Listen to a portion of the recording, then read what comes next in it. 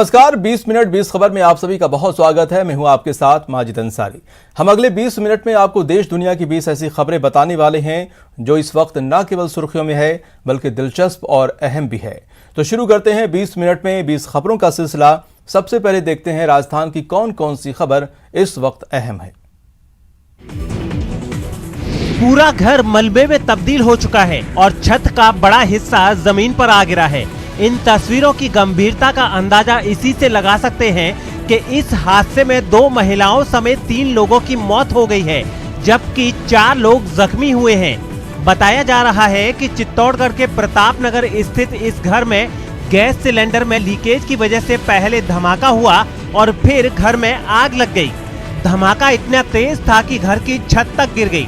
बाद में आसपास के लोग और फायर ब्रिगेड की टीम मौके पर पहुंची तो उन्हें घर के अंदर 3 लोगों की डेड बॉडी मिली, जबकि 4 लोग जख्मी हालत में मिले। मैं भी घर पे सो रहा था, मेरे को ऐसे पता चला कि भाई कि छोटी सी आग लगी पास में।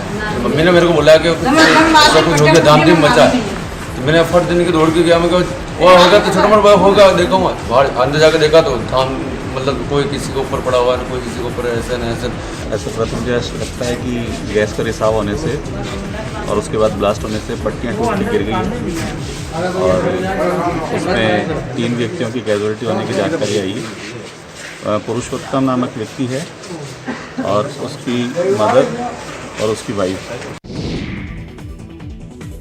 अलवर के भवानी तोप सर्किल स्थित सरस डेयरी में गुरुवार शाम को डेयरी के वरिष्ठ निजी सहायक दिनेश चंद गुप्ता और भेडोली राजगढ़ के दुग्ध उत्पादक सहकारी समिति के सचिव कालूराम मीणा के बीच मारपीट हो गई। मारपीट की सूचना मिलने पर अरावली बिहार थाना की पुलिस मौके पर पहुंची, लेकिन तब तक मामला शांत हो चुका था।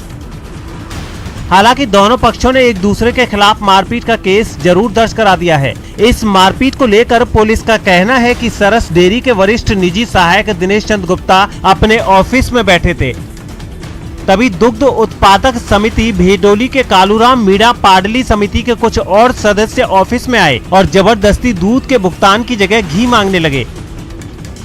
उनकी इस मांग को मानने से जब मना किया गया तो मारपीट शुरू हो गई।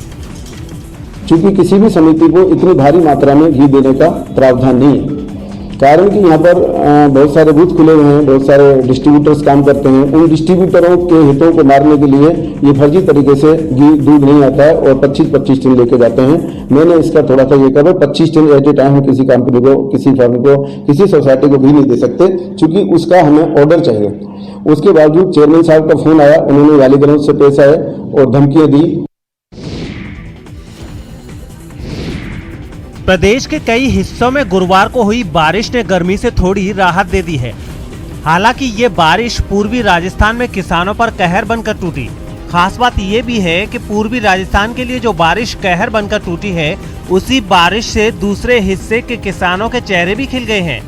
गुरुवार को ही मौसम विभाग ने चेतावनी जारी की थी कि तेज हवाओं के साथ जयपुर, अजमेर, सीकर, झुंझुनू, दौसा, अलवर, करौली, भरतपुर, धौलपुर, बीकानेर, जैसलमेर, जोधपुर, बाड़मेर, नागौर, कोटा और बूंदी में बारिश हो सकती है।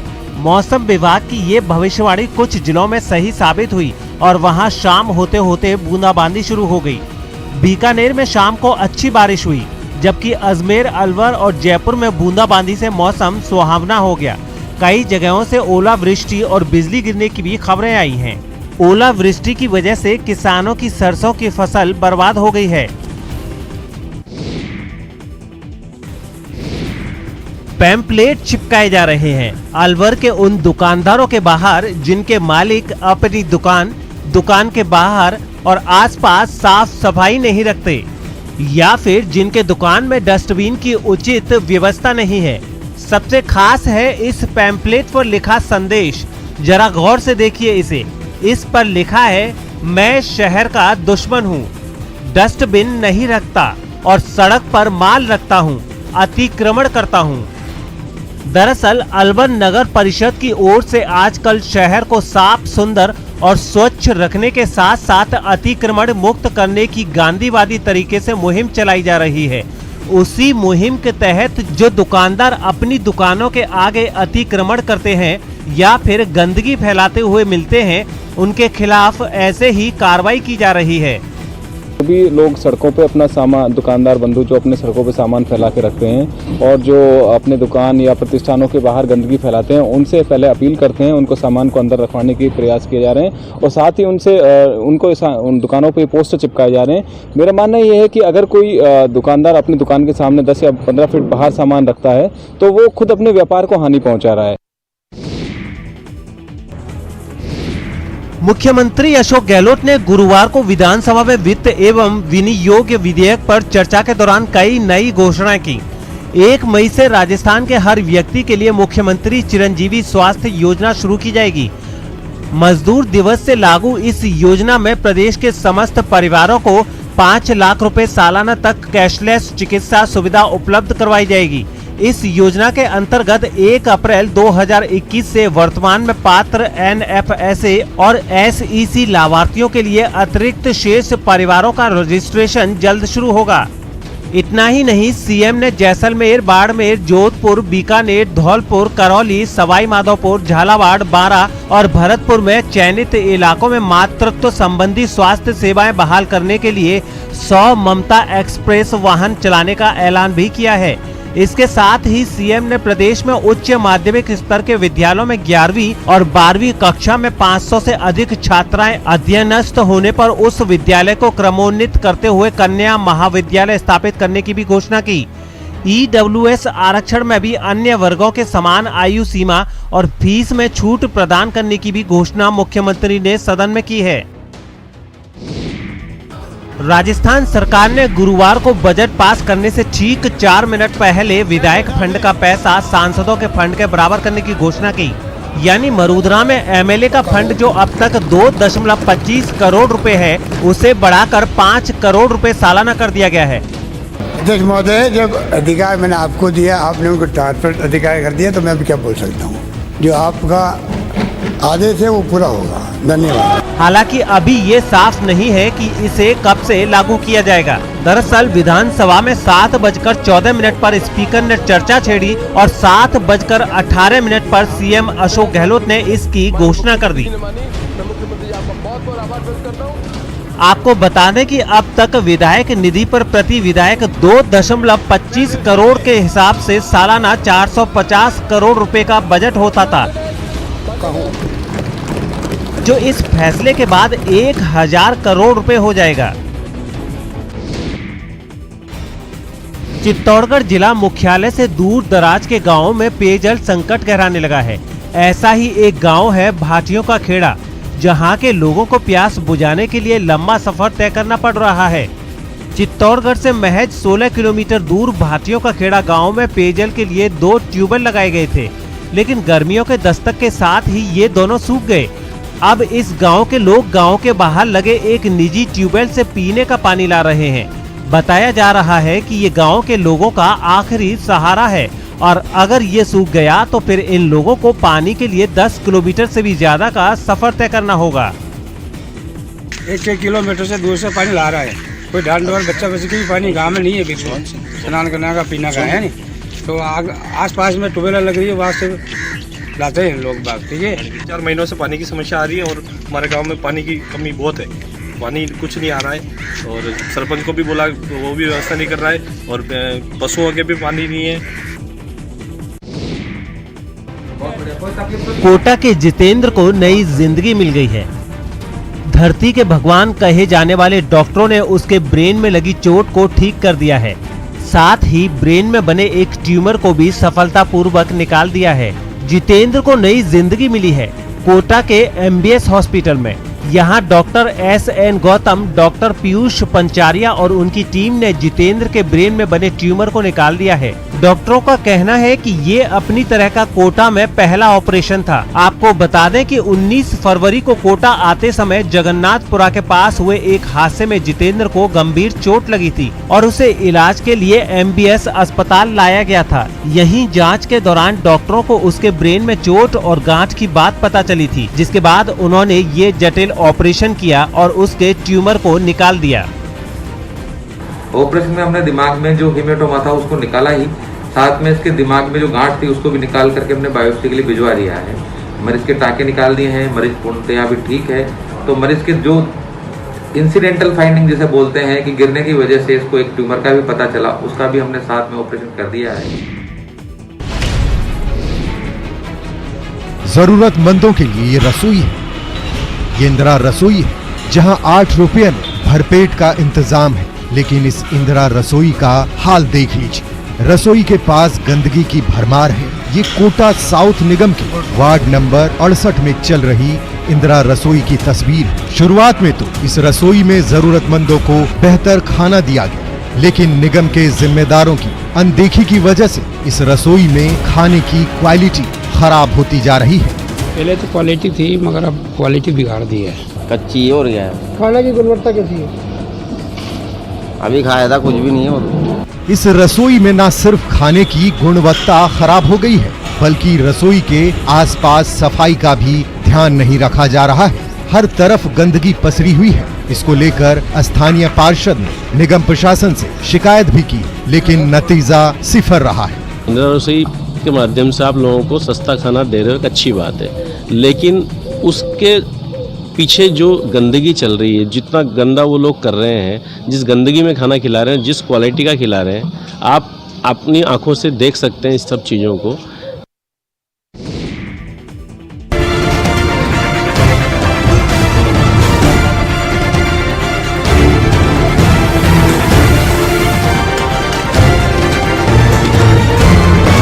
दौसा में इन दिनों मिलावट के खिलाफ जिला प्रशासन का महाअभियान जारी है।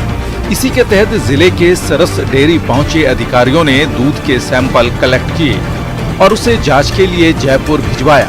दौसा जिला प्रशासन दूध, मावा, मिठाई और अन्य खाद्य सामग्रियों की लगातार जांच में जुटा हुआ है, ताकि लोगों के स्वास्थ्य के साथ खिलवाड़ न हो सके। गवर्नमेंट का एक परमानेंट अभियान है, शुद्ध के लिए युद्ध।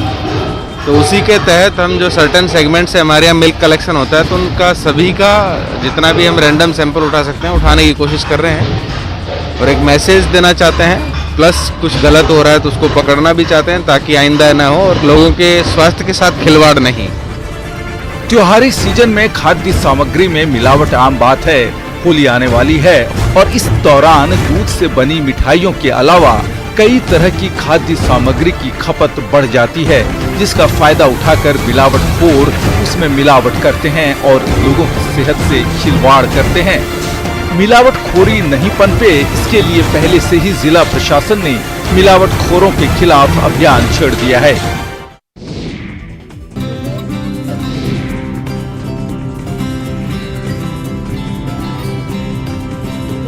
होली रंगों का त्योहार है, मस्ती का त्योहार है, खुशियाँ बांटने का त्योहार है, और इस त्योहार में अगर गुलाल ना हो तो होली की मस्ती अधूरी है। इस रंग बिरंगे गुलाल को देखकर आपको यही लग रहा है कि इसे केमिकल कलर से बनाया गया होगा, लेकिन जरा रुकिए, क्योंकि ये इको फ्रेंडली गुलाल है, जिसे कोटा के एग्रीकल्चर यूनिवर्सिटी में फूलों और सब्जियों की पत्तियों से तैयार किया गया है। इस गुलाल से ना तो स्किन प्रॉब्लम होगी और ना ही आंखों में जलन। ये जैविक गुलाल जो हमने तैयार किया है, उसका उद्देश्य हमारा लोगों को शुद्ध गुलाल उपलब्ध कराना था, और जो ये गुलाल है जैविक है चूँकि, तो ये ये आंखों के लिए भी नुकसान नहीं करेगा बिल्कुल भी। ऑर्गेनिक गुलाल के लिए गेंदा, अपराजिता, गुड़हल, गुलाब के फूल और चुकंदर, पालक, सहजन की पत्तियों का इस्तेमाल होता है। इस ऑर्गेनिक गुलाल को बनाने के लिए फूलों और पत्तियों को पहले पानी में भिगोया जाता है, फिर उन्हें उबालकर पेस्ट तैयार किया जाता है। इसके बाद अरारोट में मिलाकर इस ऑर्गेनिक गुलाल को तैयार किया जाता है। 20 मिनट 20 खबर में अब देख लेते हैं कुछ दूसरे राज्यों की खबरें। प्रधानमंत्री नरेंद्र मोदी ने राज्यों को वैक्सीनेशन प्रोग्राम में तेजी लाने की जो सलाह दी थी, उसका असर दिखने लगा है। अहमदाबाद में नगर निगम ने सख्ती बढ़ा दी है। साथ ही गुजरात के सबसे बड़े वैक्सीनेशन सेंटर में कोरोना के खिलाफ युद्ध स्तर पर काम होता नजर आने लगा है। यहाँ डॉक्टर और नर्स तो एक्शन में दिखे ही, वैक्सीन लगवाने के लिए लोग भी उत्साहित नजर आए। कई बुजुर्ग भी अपनी बारी का इंतजार करते दिखे। अहमदाबाद में बना ये वैक्सीनेशन सेंटर इतना बड़ा है कि यहाँ एक ही बार में 5000 लोगों को कोरोना का टीका लगाया जा सकता है। इतना ही नहीं, लोगों की सहूलियत के लिए वैक्सीनेशन का समय भी बढ़ा दिया गया है। पहले जहां शाम 5 बजे तक ही कोरोना का टीका लगता था, वहां लोग अब रात के 9:30 बजे तक वैक्सीन लगवा पाएंगे। प्रधानमंत्री नरेंद्र मोदी ने तमाम राज्यों को वैक्सीन की मुहिम तेज करने की सलाह दी। गुजरात में इसे पहले से लागू भी कर दिया गया है। सूरत में तो कोरोना पर काबू पाने के लिए नगर निगम ने अपनी बसें ही सड़कों पर उतार दी। वहां नगर निगम की बसें शहर में जगह जगह घूमी और राह चलते लोगों की रैंडम टेस्टिंग की गई। इस मुहिम के तहत खास तौर पर दुकानदारों के एंटीजन टेस्ट पर जोर दिया जा रहा है। कोरोना वायरस के बढ़ते खतरे की वजह से दिल्ली के पास उत्तर प्रदेश के गाजियाबाद में प्रशासन ने सख्ती बढ़ा दी है। एक बार फिर महामारी को फैलने से रोकने के लिए कोरोना नियमों के पालन पर जोर दिया जा रहा है और यही वजह रही कि गाजियाबाद के सभी शॉपिंग मॉल, सिनेमा घरों और बाकी जगहों पर सख्ती बढ़ा दी गई। जब हम वहां के एक शॉपिंग मॉल में पहुंचे तो देखा कि लोगों को बिना मास्क के अंदर घुसने नहीं दिया गया। साथ ही उनके शरीर का तापमान मापने और हाथों को सैनिटाइज कराने के बाद ही उन्हें एंट्री दी गई। मास्क पहनने के बाद ही लोगों की एंट्री मॉल्स में हो रही है। सभी मॉल्स में इस तरह की चेकिंग की जा रही है।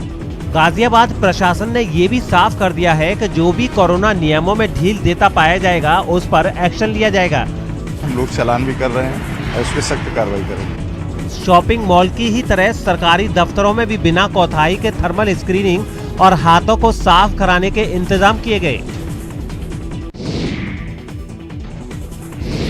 उत्तर प्रदेश के फतेहपुर में पुलिस ने अवैध शराब के कारोबारियों पर ड्रोन की मदद से निगरानी की और उसके बाद उनके कुछ ठिकानों पर छापा भी मारा। ड्रोन से पुलिस की इस कार्रवाई की तस्वीरें भी रिकॉर्ड की गई, जिनमें साफ दिखा कि किसी अवैध शराब कारोबारी के ठिकाने पर पुलिस की एक टीम पहुंची और कार्रवाई में जुट गई। वहां प्लास्टिक के बड़े बड़े ड्रमों और कुछ डिब्बों में अवैध शराब और उसे बनाने के सामान को रखा गया था, जिसे पुलिस ने जब्त कर लिया। कार्रवाई के दौरान पुलिस ने अवैध शराब के उस ठिकाने से एक आरोपी को भी गिरफ्तार कर लिया है।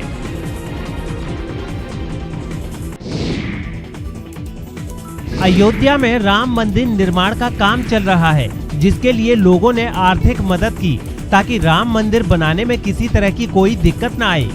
इस बीच श्रीलंका से राम मंदिर के लिए एक विशेष पत्थर भेजा गया। खबर है कि श्रीलंका के नुब्रा एरिया में सीता के मंदिर से 20 किलोग्राम का बड़ा पत्थर भारत को सौंपा गया है, जिसको जल्द भारत लाने की कवायद शुरू की जाएगी। इस पत्थर के पीछे एक रहस्य छिपा है।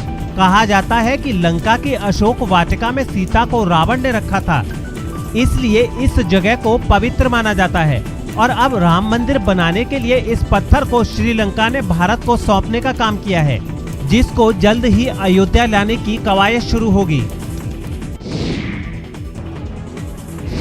दिल्ली में प्रदूषण के मुद्दे पर केजरीवाल सरकार को घेरने के लिए बीजेपी नेता विजय गोयल ने साइकिल रैली निकाली। कुछ दिन पहले स्विट्जरलैंड के एक संगठन की वर्ल्ड एयर क्वालिटी रिपोर्ट 2020 जारी हुई थी, जिसमें दिल्ली को दुनिया की सबसे प्रदूषित राजधानी बताया गया है। प्रदूषण के खिलाफ आज बीजेपी के पूर्व सांसद विजय गोयल साइकिल रैली निकाल रहे हैं। ये तस्वीरों में आप देख रहे हैं। रिपोर्ट के मुताबिक दिल्ली सबसे प्रदूषित राजधानी जरूर है, लेकिन दुनिया के सबसे प्रदूषित शहरों की इस लिस्ट में वो 10वें नंबर पर है। ऐसे में आम आदमी पार्टी ने यही बात कहकर अपनी पीठ थपथपाई कि पहले तो वो इस लिस्ट में पहले पायदान पर थी। दिल्ली के लोग और दिल्ली की सरकार ने पोल्यूशन कम किया, हम पहले नंबर से 10वें नंबर पर आ गए। दुनिया भर में प्रदूषण के स्तर को बताने वाली वर्ल्ड एयर क्वालिटी की रिपोर्ट में दिल्ली को दुनिया का सबसे प्रदूषित शहर बताया गया है। इसके बाद से केजरीवाल सरकार विपक्ष के निशाने पर आ गई है। इस बाबत विजय गोयल ने साइकिल रैली निकाली। ये रैली बाबर रोड से सचिवालय तक जानी थी, पर आईटीओ पर रोक दी गई। विजय गोयल ने इल्जाम लगाया कि दिल्ली सरकार ने 6 सालों में प्रदूषण को लेकर कोई काम नहीं किया। बिजली पानी अगर मुफ्त दिया तो साथ में प्रदूषण भी मुफ्त लोगों को दिया। पराली को लेकर भी झूठ बोला। और अब देख लेते हैं अंतर्राष्ट्रीय जगत की कुछ अहम खबरें। पाकिस्तान के पंजाब प्रांत से दिल दहला देने वाला एक ऐसा वीडियो सामने आया है जिसने वहां की कानून व्यवस्था की पोल पट्टी खोलकर रख दी है। नए पाकिस्तान का सपना दिखाने वाले इमरान खान के देश की हालत ऐसी है कि वहां दिन दहाड़े भरे बाजार पुलिस के सामने ही एक लड़की अगवा कर ली गई और किसी ने चू तक नहीं की। खुद पुलिस तक तमाशा देखती रही। ये पूरी वारदात सड़क से गुजर रहे एक आदमी ने अपने मोबाइल फोन में रिकॉर्ड कर ली। वीडियो में करीब 1 दर्जन लोग सड़क किनारे खड़ी एक गाड़ी के इर्द गिर्द डेरा डाले नजर आए। उनमें कुछ के हाथों में डंडे भी दिखे। वो जबरन गाड़ी का दरवाजा खोलने की कोशिश कर रहे थे। हैरानी की बात तो ये थी कि इस दौरान पाकिस्तान की पंजाब पुलिस के 2 जवान घटनास्थल पर खड़े भी नजर आए, लेकिन बस तमाशा देखने के लिए। पुलिस खड़ी देखी, कुछ भी नहीं कर रही पुलिस। इस दौरान कैमरे में वो लड़की भी नजर आई जिसे बदमाश गाड़ी से निकालकर जबरदस्ती अपने साथ ले जाते दिखे। बताया गया है कि ये लड़की किसी मामले में गवाही देने के लिए कोर्ट जा रही थी, लेकिन बीच रास्ते से ही उसका अपहरण कर लिया गया। लेकिन बाद में जो सच सामने आया उसके मुताबिक बदमाशों को अगवा किसी दूसरी लड़की को करना था और गलती से ये लड़की उनके हाथ लग गई। बताया गया है कि बाद में गुंडों ने कुछ मील दूर ले जाकर लड़की को छोड़ दिया और वो फरार हो गए। स्पेन के बार्सिलोना में टैक्सी चलाने वाले ड्राइवरों ने वहां उबर कैब की सर्विस फिर शुरू होने के खिलाफ प्रदर्शन किया। 2 साल पहले फरवरी 2019 में स्पेन की सरकार ने उबर की कैब सर्विस पर बैन लगा दिया था और अब उबर के वहां दोबारा लौटने से वहां के टैक्सी ड्राइवरों ने इसका विरोध शुरू कर दिया है। नाराज ड्राइवरों ने अपनी टैक्सियों के साथ पूरे शहर में एक रैली निकाली। वहां की सड़कों पर टैक्सियों के अलावा कुछ भी दिखाई नहीं दिया। कई रास्तों से गुजरती हुई ये सभी टैक्सियां वहां के एक मशहूर चौराहे पर खड़ी हो गईं।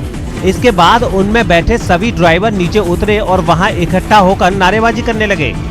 La situación que está viviendo el sector del taxi para sacar beneficios y entrar en una ciudad condal como Barcelona. No, porque lo que ha hecho ellos. इस प्रदर्शन की वजह से बार्सिलोना के कई रास्ते बंद हो गए, जिसकी वजह से लोगों को काफी परेशानियों का सामना करना पड़ा। अमेरिका पर कुदरत रहम खाने को तैयार नहीं है।